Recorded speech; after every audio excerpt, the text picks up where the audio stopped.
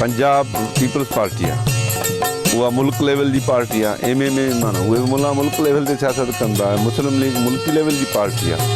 हाणे उहे नथा चाहिनि त बाबा असांजी पार्टी उन जा मौक़िफ़ जुदा जुदा आहिनि। उनजी सिंध पीपल्स पार्टी जो मौक़िफ़ जुदा आहे। रेजोल्यूशन पास कयो साॻी ख़बर आहे पीपल्स पार्टी जे दौर में कालाबाग डैम जे लाइ बजट में पैसा रखिया विया जेको आहे उहा पीपल्स पार्टी आहे।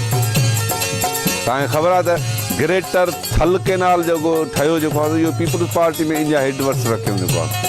जॾहिं सिंध जो गवर्नर जनाब मुमताज़ अली भुट्टो हुयो ऐं होॾो पंजाब जो गवर्नर गुलाम मुस्तफ़ा खर हुयो जेको आहे। ऐं उन वक़्तु हिननि चश्मा झेलम लिंक कैनाल खोटियो जेको आहे। ऐं चयूं त बाबा जॾहिं ॿोॾि ईंदी वॾो सिंध जे अंदरि वॾो बुरहान पैदा थींदो, सिंध हुकूमत असांखे इलाज कंदी, पोइ असां उन खे वाईंदासीं। पर बशीर साहब अॼु जॾहिं तव्हांखे उहो अञा वहे कभी कन देर तोखा वठ बत वेर हाणे कभी कन देर तोखा वठ बत वेर बस